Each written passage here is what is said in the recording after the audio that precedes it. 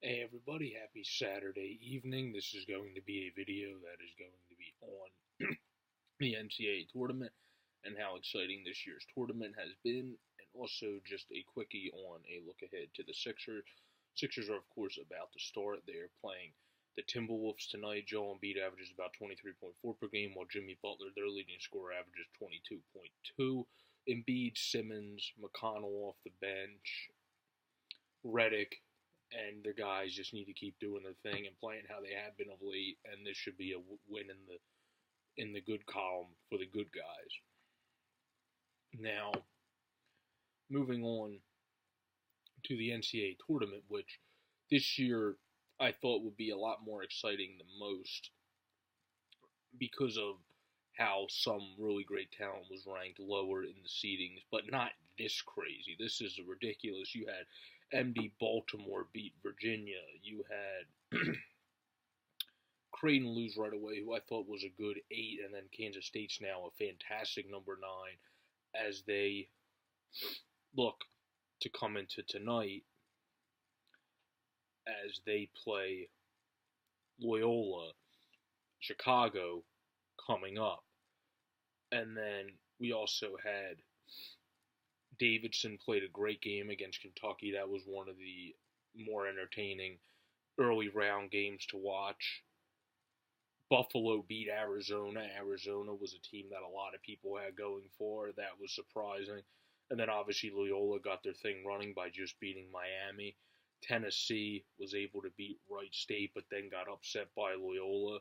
That's what led to that, and so on and so on. It's just been upset after upset after upset alert in this tournament. Like Butler beat Arkansas, obviously, and then lost to Purdue in the next round. MD Baltimore played a good game against Kansas State, and now Kansas State has made it all the way to the Elite Eight. And then Kentucky obviously beat Buffalo. Loyola pulled out a great, exciting, wonderful game against Tennessee. That was a fantastic game. Nevada made a massive comeback against Cincinnati. That was one of the most fun comebacks I've ever seen in recent years. Florida State beat Xavier. That was a huge win for them. Michigan just beat Houston. And obviously Nova's been one of the more controlling teams this tournament other than their last game against West Virginia, which was right down to the wire for the most part and really close. Seton Hall, another area school, got knocked out in the round of 32 against Kansas, but played a phenomenal game against them. They kept that close the entire time. And then Penn in the first round played a good game for the most part. Another area school against Kansas until at the end, like you would expect, Kansas was able to pull away from them. And in the round of 16, Kansas State just was able to beat Kentucky, the young guns of Kentucky. They will get better depending who stays and who leaves as time goes on because they were a very inexperienced team, which harmed them and hurt them a lot this year.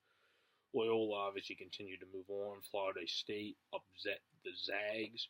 And then Michigan obviously did what they were supposed to do. Villanova did what they were supposed to do. Tech wasn't really an upset, beat Purdue. They're a pretty even team.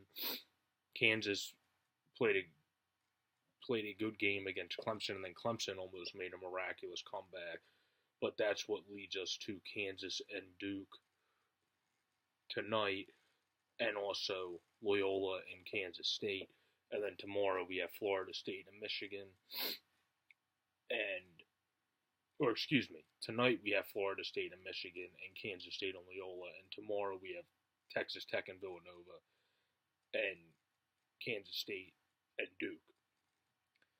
That is what all of this is lined up to, and this is potentially a year, well, we're going to have at least 1-9 or 1-11 seed in the Final Four because Kansas State or Loyola Chicago is going to win, and we could potentially have 2 9 seeds in the Final Four, or 1-11 and 1-9 seed in the Final Four because of the result of what the Florida State and Michigan game is. So this tournament has been very exciting to watch and very emotional game.